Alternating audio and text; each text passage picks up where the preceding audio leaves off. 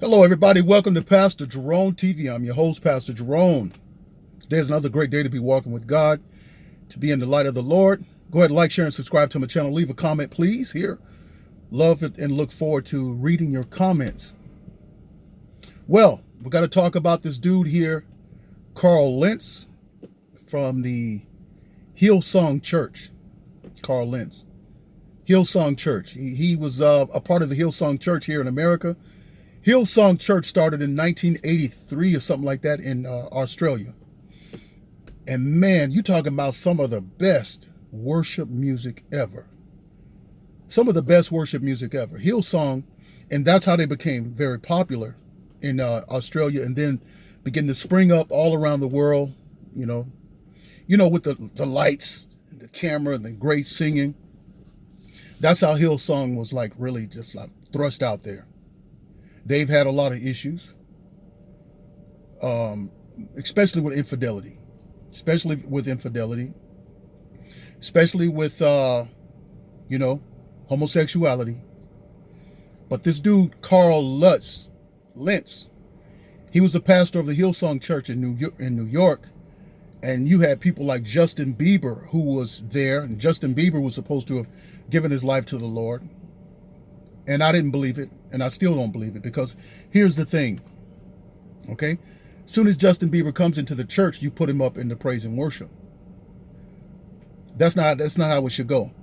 I don't care what you are in the world. You're a celebrity, ball player, star, movie star. You come into the church, you've got to learn now the subculture of the church. You got to learn the kingdom of God. You got to go through training. This is what Paul did. Paul was a theologian. Paul was one of the smartest people in his day from the Sanhedrin. But that didn't make him ready for the spirit and the church age. So he had to sit at the feet of Gamaliel for 3.5 years. Understand? In order to learn what the letter killeth, but the spirit maketh alive. And he had to learn that everything in the Old Testament pointed to Christ. All the sacrifices, the colors, the materials, the prophets, the kings, all of that spoke of Christ, because the Old Testament was a shadow and Jesus Christ coming was the substance of the Old Testament. And for all you Old Testament Christians that don't receive the substance, you're still in the shadow. You don't have anything, because all that stuff spoke of Christ, the sacrifice, the blood offerings, all of that. So if these guys are not getting their rectum smashed by another man, they're having affairs on their wives. And this is exactly what Carl Lentz did. He had an affair with his wife. The story goes that while he was in New York, he went to the park and he saw this girl. And she said he told her that God told him to go up and tell her that she was special and all this kind of stuff. A little slick little church talk, slick little pathetic. They say it's been prophetic, but it's pathetic. So he goes up, tells her, God, he was lusting. God told him to tell her that she's worth, she don't know her worth, and that she needs to know her worth, that she's valuable. And from there they exchange numbers, and you know how it go. And pretty much once you get a person's number, you in there. Once they give you your number, they give you their number, you in there. You in there like swimwear. And for you people that's married, and you giving your number out to all types of people, that's dangerous ground. I understand you got business, you got to handle business, you got friends, do all that stuff. But when you could tell when somebody's coming up. You could tell when somebody's coming up. You could tell when they're coming up and they're choosing. And if they're texting you for no reason, strange little reason, I just wanted to say hello, how's your day, all that kind of stuff. No, I didn't give you my number for that. Okay? But I thought this dude, looking at Carl Lentz, the pastor of Hillsong in New York, he was fired. His wife was fired. His wife's name is Laura. She didn't have the affair, but she was fired because ministry teams working together get fired together. So because of her husband's indiscretions and evils and selfishness, she got fired too. So she lost her job. But I don't think they have much to worry about. I think they can live off their savings for a couple of months, I'm guessing, because his net worth is 2.5 million. So they doing all right off the church. Although this guy what happens is these guys come into these churches, these cookie cutter churches. They go in there and they're there for a couple of months and they attend Bible study and they're in worship service. And then they go through the seminar and the training and they train them how to get on stage, how to present a message, how to be a pastor. And they go up there and do it. Now this has nothing to do with the heart. They're just doing what they was trained to do. They were never converted. You know, when God came to Abraham, he says, now, Abraham, through you, my Messiah is coming. And I need to have a people who have sexual control. They need to have control of their sexual desires. Huh? They need to have control. So the first thing God says, he says, Abraham, you ready to cut the covenant with me? You ready? He said, yeah. He said, okay, well then circumcise the foreskin of your flesh. What? What kind of God are you? He said, yeah.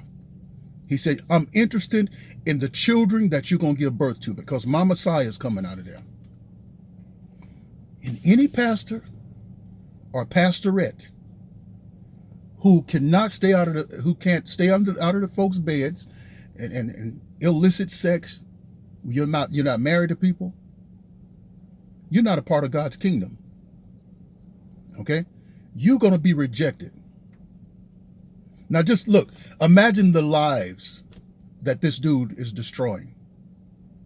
See, I notice how the media is spinning this thing with Carl Lentz, Pastor Carl Lentz, is that they're saying this is Justin Bieber's pastor. This is Justin Bieber's. So if Justin Bieber does have a desire for God, and although I don't think he's converted, he should have been under training before we put him up to the mic. But I guess they wanted to use his celebrity to draw other celebrities. But you're hurting that soul. I would have sat Justin Bieber down. I would have said, you're not to sing or anything like that until the Spirit lets me know that you're ready. Because you're a star out in the world, then you come into church and you're still a star. You haven't been through anything yet. You haven't learned anything. You haven't crucified your flesh. You haven't got that pride out of you. And you need to get that out of you so you can be submissive to the Spirit of God. You're just operating in the flesh off of some skill that you got singing. That's not the Spirit. But I just feel bad for the members of the church. Well, here's the thing. If I would have walked into Carl Lentz's church and I saw him just looking at his picture, I would have got up and left because I would think this dude is a punk. You know, you coming out with your nut pants on, you got your balls out, you know, you got your penis print showing, real tight clothes with your hair all whipped over to the side and stuff like that. That's gay looking, man. Or like Eddie Long coming out with them tight muscle shirts and tight pants on in front of all the women in the church. I said, there's a sexual perversion operating in that man. You couldn't tell that he was gay, but you can tell that there was something lustful operating in him by the way he was dressing. You don't do that. You got all these thousands of people, and if I'm a husband, I'm bringing my wife to let my pastor stand up there, although he's only about 5, I think he was about 5'7", big old head, taking them steroids. That's probably what gave him the, they said it was cancer, but it was rectum cancer or AIDS. And that's what you get. And in hell, you lift up your eyes. Sexual sin is destroying the church. And the Catholic Church and the Methodist Church and the Pentecostal Church and the First Baptist and the Third Baptist and the Eighth Baptist, all of them are starting to embrace sexual perversion and saying that homosexuality is right. When did God change that? I didn't get the memo. But even with the memo, I'm like, heck no. Ain't gonna be none of that stuff. Not in my church. Definitely not in my life. It's disgusting. It's messed up. And it's disgusting for a pastor to have a wife and a family and to do what this dude did. And that young lady, she said that they were in love. I think her name was Ranin, Ranin. And she said that they were in love and she loved him, and now she's messed up. All from a man who's supposed to be doing the healing. Anyway, y'all let me know what y'all think about that. Let me know what y'all think about this. Here we are in the middle of a spiritual battle. And we would have lost the battle had God not raised up a man like Donald Trump. And he is fighting against the spirit of Jezebel. And he's going to be the president again.